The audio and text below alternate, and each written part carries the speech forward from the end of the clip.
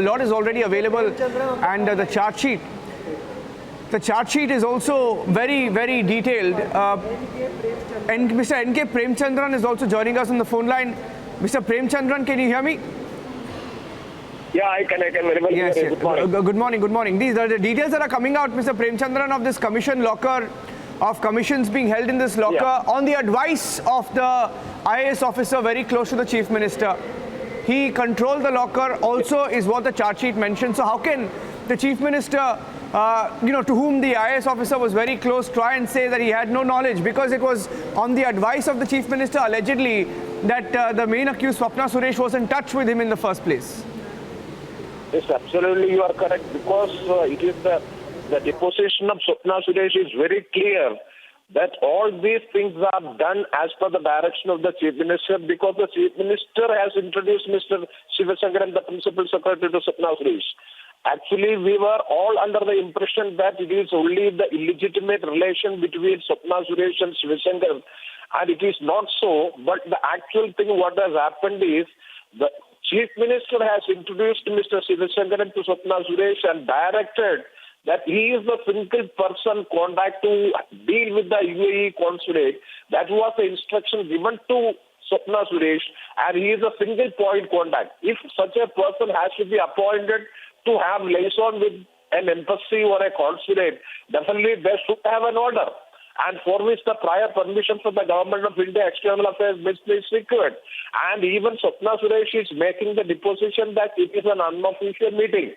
How can the Chief Minister can have an unofficial meeting with the UAE consulate and give a direction that my person, single person contact or single point contact is Mr. M. Shivashankar and he will deal with Swapna Suresh? How can it be? For which definitely there should have an order. There is no order, there is no minutes, nothing is there. No unofficial meeting cannot be held. And also it is very well revealed, even before it is revealed, and the chartered accountant, who is the close friend of Mr. Shivashankar and the Principal Secretary, and as per the direction of the Principal Secretary, the joint locker in which the commission amount has been deposited by Swapna Suresh, that was accepted and admitted by Mr. Venugopal, the chartered accountant, and Swapna Suresh admitted, and everybody has admitted, and it is very clear that Shivashankar is directly involved in all these activities. This is as per the directions and guidance of the Chief Minister. So the direct involvement of the Chief Minister in all these deals is very well clear, and it is revealed because if the deposition made by Swapna Suresh is correct. Mr. Premchandran, let's see where the story goes, because so far the Chief Minister of Kerala trying his best to evade responsibility at all in this case, and there is a stiff resistance also to pursue. You think the CBI investigation should also be there in this case, because there is the FCRA violation, there is so much more that needs to be unraveled? Mr. Premchandran, I'll take a quick response from you. Yeah, because the Chief Minister is trying his level best to evade the inquiry investigation by the Central Bureau of Investigation. We can't understand, because the Chief Minister has written to the central government that any central government agency can investigate into the matter because of the social political pressure from the state of Kerala. And finally, when the CBI, Central Bureau of Investigation, has come to the picture, he is trying his level best to avoid, and on the ground that FCRA will not come within the purview of the CBI investigation.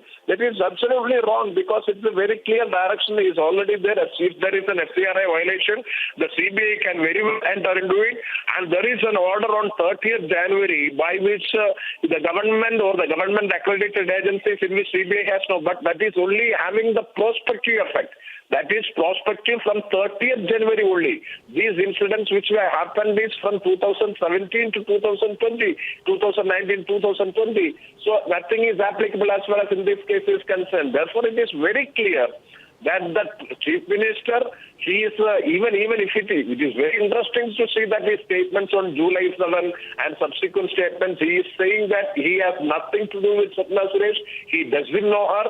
Her appointment with state government, the Space Park project, is nothing to known to him. All these statements were proved to be very wrong and false statements made by the Chief Minister, and he is cheating the public as a whole. Even the press conference, he is saying that he doesn't know anything about about the appointment of Swapna Suresh and all these things. And the FCRA violation is also there, and he is trying his level best to defend or to object to the investigation by the CBI. I think the High Court is making the order today regarding that issue. Okay, thank you, Mr. Premchandran. Let's see where the story goes. We will speak to you shortly.